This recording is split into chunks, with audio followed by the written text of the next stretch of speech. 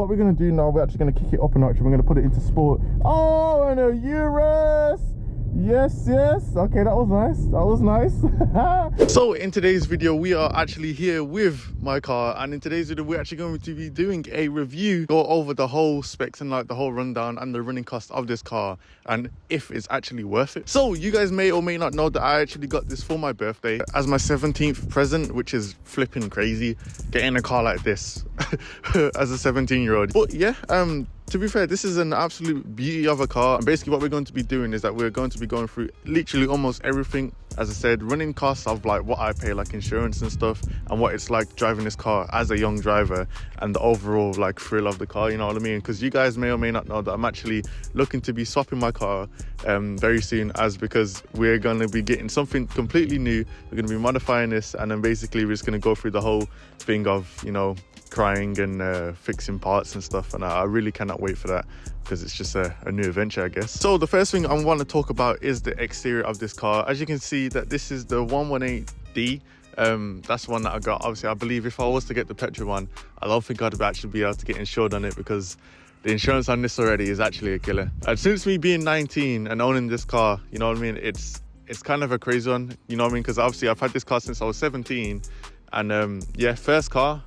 And this is kind of a crazy first car to own, you know what I'm trying to say. So yes, this is the M Sport variant. I'm kind of blessed that my mom got me this version, because I can't lie, I don't know if I had a look at the other versions and it wasn't hitting the way the way I thought it was. But yeah, man, you guys kind of saw me go through some phases with the sunstrip and the grille, but you know, I decided to take all of that off and just go with the stock. Well, it wasn't really stock, because when I actually got the car, the grille was chrome, and obviously I did all of that, and it was a very long process, but I'm kind of happy in the end with how it went. So yeah, man, it's blessed, man. So yes, I'm going to be talking about the running costs now, and then after that we'll get into the more of the car stuff. But yeah, the running cost for this car, to be fair, on petrol, it's not that bad. I'll be honest, it's like, for a full tank, it's like £80, or I don't know, depending on what petrol station you go to, but the one near me, it's like £80 for a full tank, and that gets me about 330 miles in this car. And you know what, it does me well, it does well. Obviously, since it's being a diesel, they're kind of torquey, literally throughout the whole time you put your foot down on the car. It is very torquey. This has about 180 horsepower, I can't remember off the top of my head. 180 horsepower, and this has got like almost like 300 and something newton meters of torque. So as you can see, it's almost double the horsepower, so it is very fast. And you know what I mean, as a first car, I feel like it's, for me anyways, I feel like it's just there, because obviously driving with the dad, obviously he has the G-Wagon, and obviously before that he had the Lamborghini, then the Porsche, and then what was that before that? He had the BMW, the 8 Series as well. So obviously it kind of fits in perfectly, you know what I mean, not too slow, not too fast. This is just right. But insurance wise, I'm actually paying around £350 a month to run this car. So you guys just do the maths, 350 times 12, and then basically you get your yearly cost of this car. And to be fair, you guys probably at home thinking, why on earth am I paying that much? But if I can afford this car, then surely I can afford the insurance, you know what I mean? So I can't really complain about that, even though I wasn't the one to buy the car. But nonetheless, I've got to keep that up, you know what I mean? Because that's the least that I could do for my parents giving me this car as a gift. So yes, I already spoke about the petrol and the insurance. In terms of servicing, obviously you guys know BMW is complete scam when it comes to like services, because I actually put this into it was an engine oil service, and that cost me, I'm trying to think now, I believe I've got the paperwork in the car, but I don't know where it is in the car. Let me try and find it real quick. Okay, I found the paperwork. And for a engine service, yeah, it was £310 to service this car. And I'll be dead honest, yeah, to service this car was cheap, but to the parts, the disposable parts, so like the micro filter, then it was like the scope service, and then like synthetic oil. I don't get why the synthetic oil is £82 when you can probably pick engine oil up for no more than £30. Makes no sense. But to dispose them, yeah, I'm being dead serious, it was like £70. I could have literally just threw it in my bin at home for free. You know what I'm trying to say? It's actually crazy. So yeah, I basically paid £310 for an engine oil service, when, to be fair, I could have done it all at home. But obviously, since it has all like it's all connected through like the BMW Connect, the thing would still flag up. So even if you had to take it to BMW to get it sorted out. So yeah, that's kind of a bummer with the new gen BMWs, because like they can't, like, there's no way of getting out of it unless you're like a certified BMW mechanic. So yeah, they rub you off badly, and I really don't want to go there to get my brakes done, and I don't think I am. So I'm probably going to do it myself, because I do need new brakes. I've already ordered the Brembo brakes to come for this car. So yeah, I get a bit more stopping power with this. But yeah, let's throw this in the car. Let's get to the next thing. Righty, so you can actually pick one of these up for around, oh, this year, you could probably pick one for around 21. I'm gonna say 19 to 21 grand. But obviously, when this was new, or when my parents got it, it was a bit more than that. And yeah, this is to be fair, for the price, yeah, and what car you're getting out of it, like the whole car, it's a very decent price. But obviously, if you was to compare other brands such as like Mercedes and Audis, what could you compare? Like the A35, or what else could we do? The A3, cars like that, you know what I mean? I feel like it stands out on top of them, only because it just looks better than the other ones, you know what I mean? The stuff that you can do, you know what I mean? The M Performance Pack, which I'm yet to put on the car, or yet to buy, because it's just purely incredible on how the price is. Like literally for the spoiler, the M Performance spoiler on this is like £300. It's ridiculous, and I can't lie, I am not getting that. No way, Jose, I cannot. I'll take you guys to the back of the car, and as you can see, we have got dual exhaust, you know what I mean? Keep it 100 in here, because I'm kind of gassed, because I've been seeing cars, yeah, well, these ones especially, with one exhaust, and it just doesn't bang the way that two exhausts.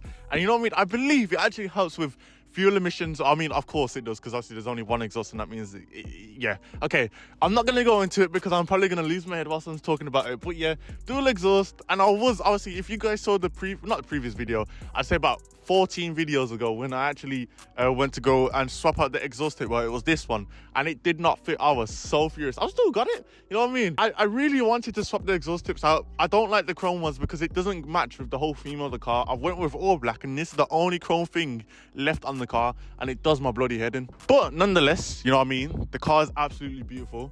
And yeah, it's time to actually talk about the interior. So, as you can see, we have swapped to the GoPro for the interior, and I gotta say, yeah, obviously me being introduced into this as my first car, all the digital clusters and stuff, it is absolutely amazing. Honestly, absolutely amazing.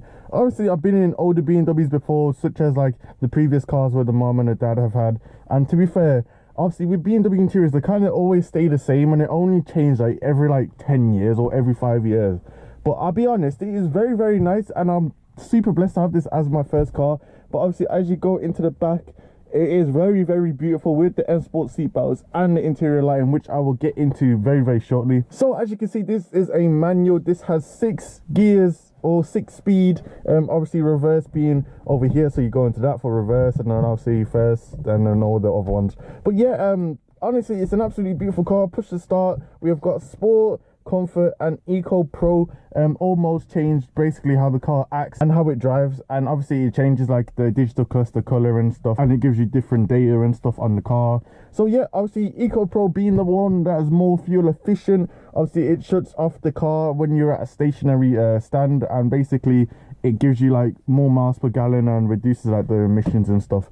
And obviously then you've got Comfort for your box standard, and I don't know what's going on over here, but you got Comfort for your box standard basically driving, and then you've got Sport if you want the extra little horses and the gear shifting assisting. What I'm going to do, I'm actually going to go through the colors with you guys and actually show you what the colors look like when they change, and basically what different colors they look like, and then put your comments down below what your favorite color is in this car. So if we go into interior lighting, as you can see, I've got mine currently set to blue, but when I go change the colors, as you guys will see, check this out.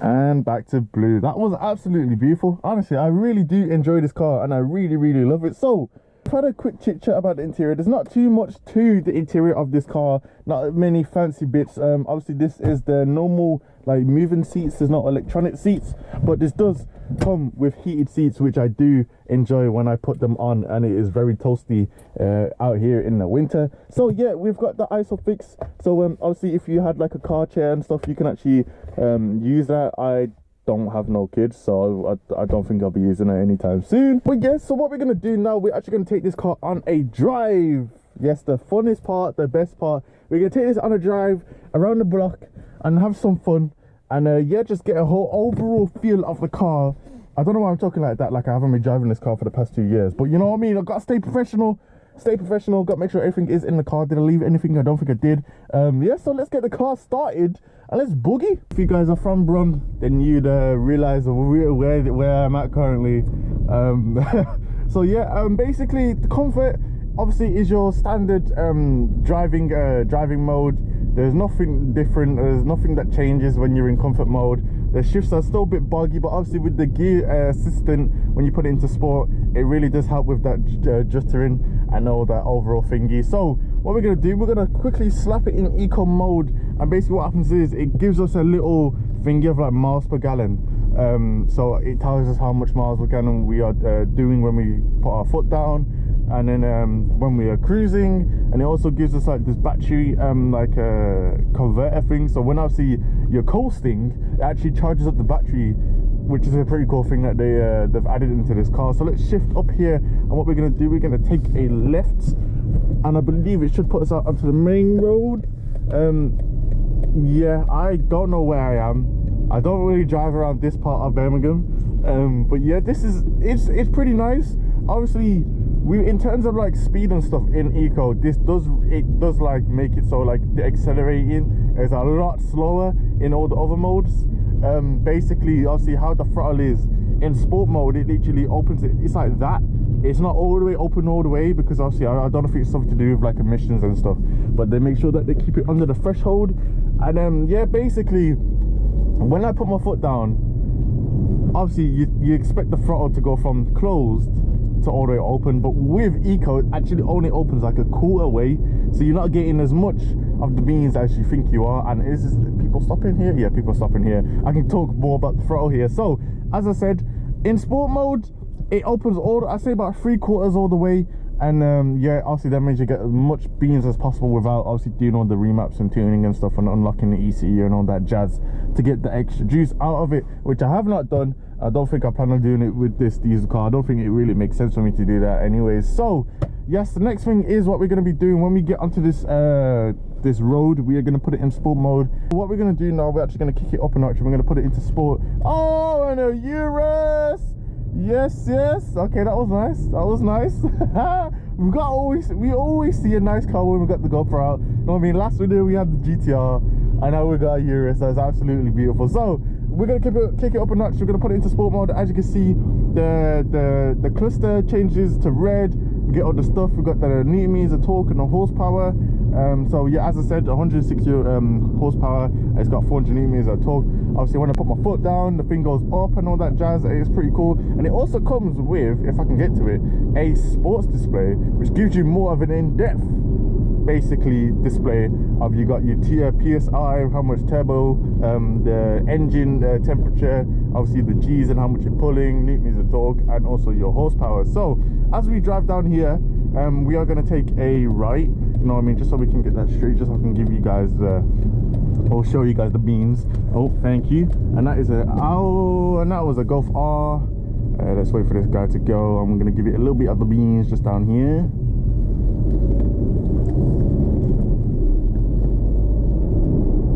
And as you can see, yeah, you know what I mean, it gives it's very torquey, incredibly torquey, you know what I mean. So obviously you just gotta be wary and like what you're doing, you know what I mean. It is very, very torquey, and it's a very nice car, incredibly nice car, you know what I mean. Obviously, as I said in the last video, if you got a Lamborghini RS6 and all of that, just hit me up and you'll get gapped. Send you to Gapplebee's. No, I'm only messing, but this overall, oh, we got a car. Woman, please do not hit my car, because Lord have mercy, I will cry, honestly.